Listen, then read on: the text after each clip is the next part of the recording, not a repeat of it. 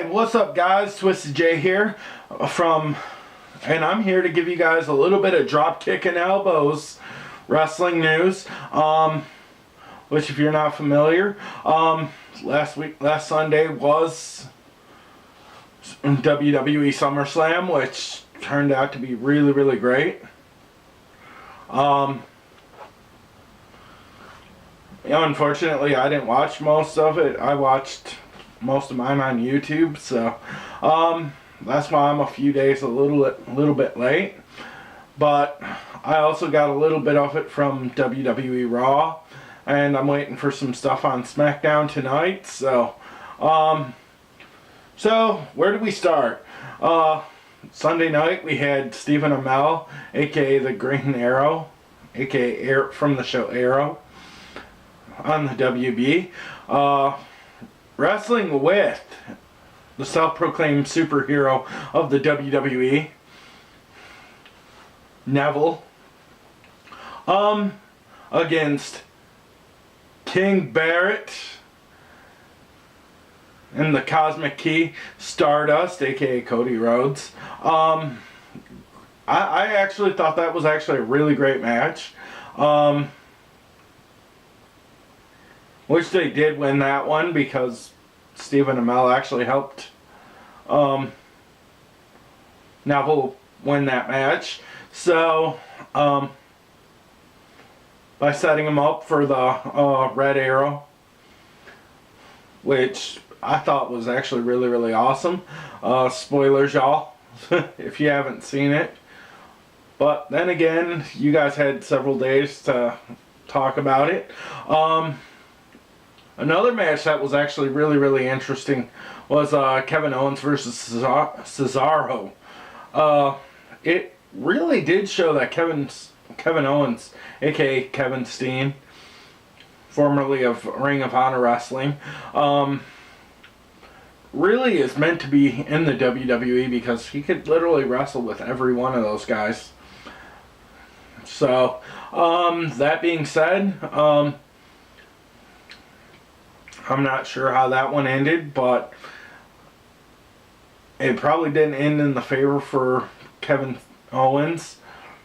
But definitely one of the highlights of SummerSlam. Another match that was kind of a box office success was Brock Lesnar versus The Undertaker, which we probably won't be hearing much from The Undertaker until next year's WrestleMania. So, that being said, because of injuries he sustained in the match, even though he did win the match, my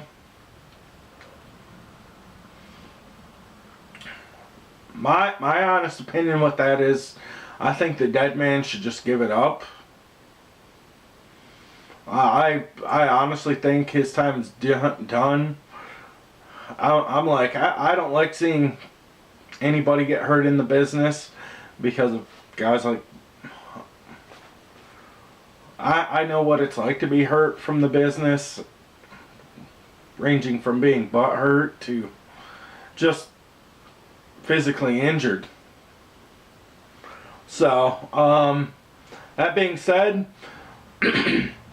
we're going to go to the highlight of the night, which was John Cena versus Seth Rollins, which was actually a really great match. And we're going to... Actually, I'm going to switch that one up a little bit to the Divas Revolution because I truly think that was actually a really great match, even though I really didn't follow much of it. I followed the storyline up till SummerSlam, then that was pretty much it. But all in all, Team PCB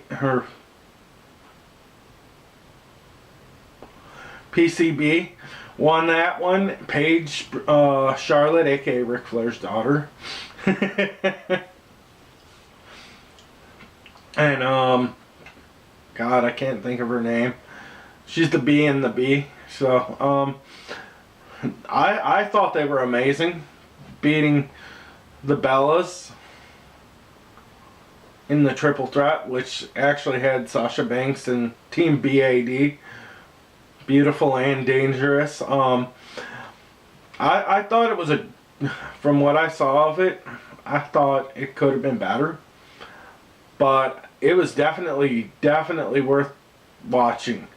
But the highlight of the night,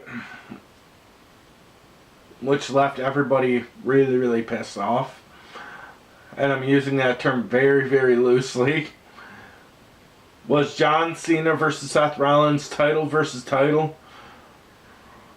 Which I was actually okay with it, because now I know which direction they're really taking Seth Rollins. Since, spoilers, he did win. He won both the U.S. title from John Cena via interference from Jon Stewart. Yes, the Jon Stewart, the one that hosted the show. And former comedian / news anchor for The Daily Show. That was kind of a letdown, but according to Raw, he was actually trying to do the right thing by keeping Flair's streak intact. His 16 titles in a row, 16 titles intact. But all in all, it really only came back to bite him in the ass.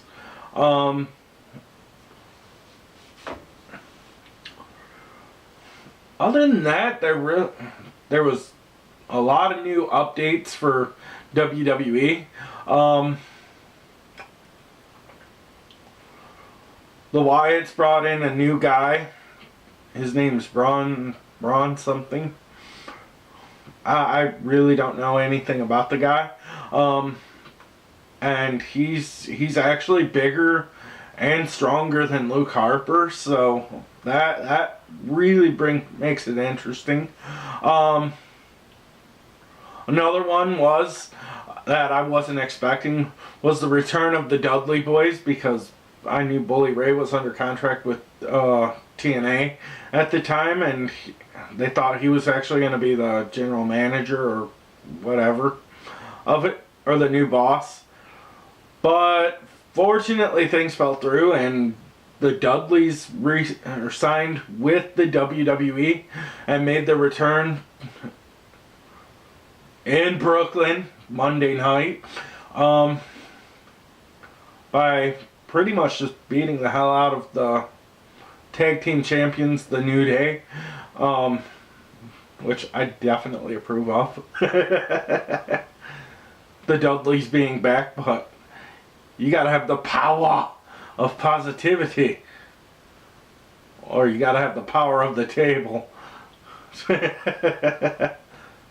But all in all, great show for Raw. Lot of surprises, and the last but not least, we find out that Sting is going to be fighting Seth Rollins at Night of Champions, which I definitely approve of that match, because it's Sting.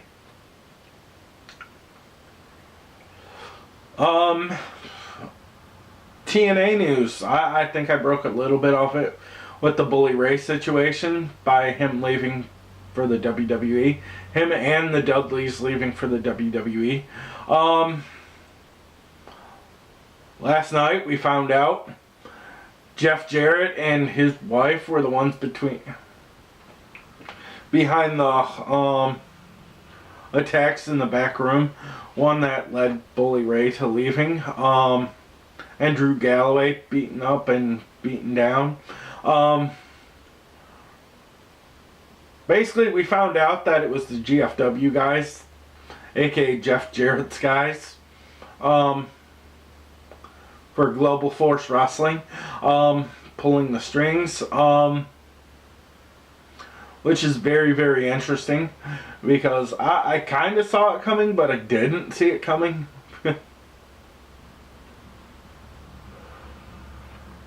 because I knew there was time, because Jeff Jarrett really does try to throw his leeway around, which he tried to do in a match against me a couple weeks ago. So that was pretty psycho.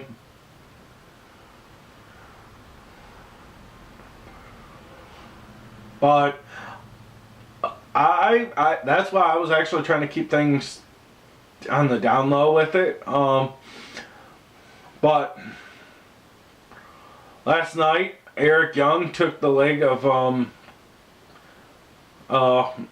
Chris Menendez, or however you pronounce his name. The former Army sergeant or military sergeant that was trained by the Dudleys. Took his metal leg that he lost in war. Which he took after the match, because Chris Melendez actually had to give the leg up. And I don't know why he did. But other than that, last night's show was kind of horrible. They really need some new faces, if you ask me. They really need to push to get MVP back in it, because I think him and his crew are really kind of hurting the company by not being there. But then again, you do have the Wolves in the tag team division, which I actually think the tag team division in that's hotter than ever. But all in all, this has been another Dropkick and Elbow show. And keep an eye out for some wrestling matches from me, maybe even some interviews from a few of my friends in the biz. So I'm out. Thanks for watching, and remember to comment, rate, subscribe, and check out my friends Batgirl Jamie, Juggalo Viper, and the guys from Nerd Rage Over 9000. And check out their podcast titled that. And also check out our new friend Hunter Valentine, and keep the questions moving for him, for us and him. If you got questions, hit us up. And check out the Let's Us Kids featuring Miss Gracie P and my nieces and nephew. So I'm out. Thanks for watching. Peace.